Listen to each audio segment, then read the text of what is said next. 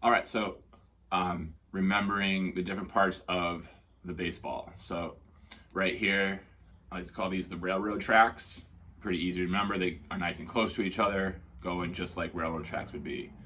If our fingers go across those railroad tracks, they go along them or they go across them, this is a two seam. Okay? I'm either going on these railroad tracks or I'm going across these railroad tracks. But either way, this is a two seam. Okay? This is a two seam. When I want to throw a four seam, I need to find one of the four horseshoes on the baseball. There's one there. Quarter turn brings us to another horseshoe up here. Another quarter turn will bring us to another down horseshoe.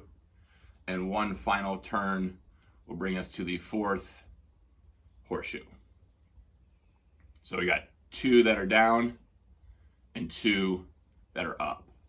All we got to do for a four seam fastball is, again, take those two fingers and go across horseshoes. So I can go across here.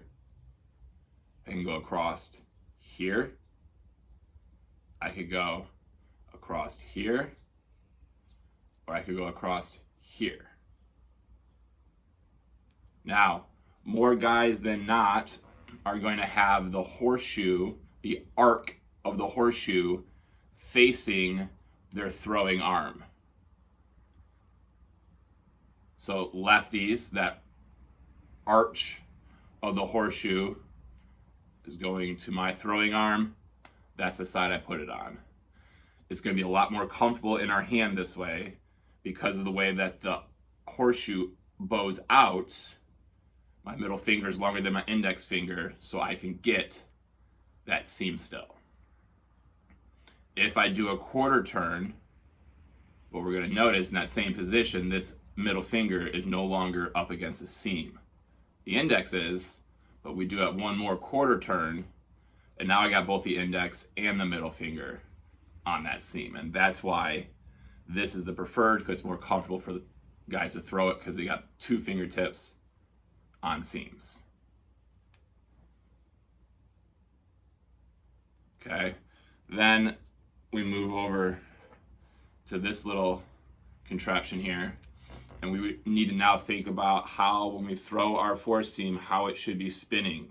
Because if we don't throw this properly, and we don't keep the fingers behind the baseball as we throw it, the ball is not going to spin backwards. And if the ball's not spinning backwards, it's going to be tough for us to have success with our changeup.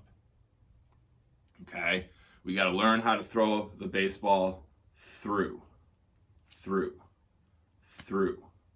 And we can see how, if I stay through, how that ball would be coming out of my hand here and spinning as it travels. Okay?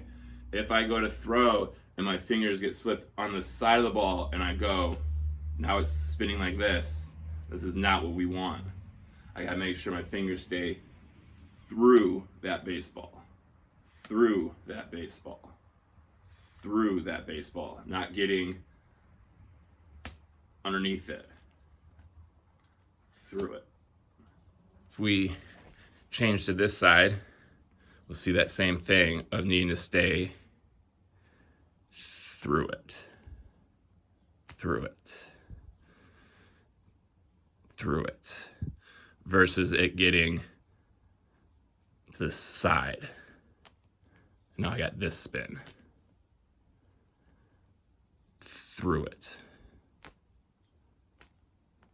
Versus getting off to the side. So again, here's our four seam grip. The horseshoe going to my throwing side versus the horseshoe going to my glove side, and now it's a little bit awkward in my fingers. And then 2 seam. Again, we find those railroad tracks. They go across it in one way or the other.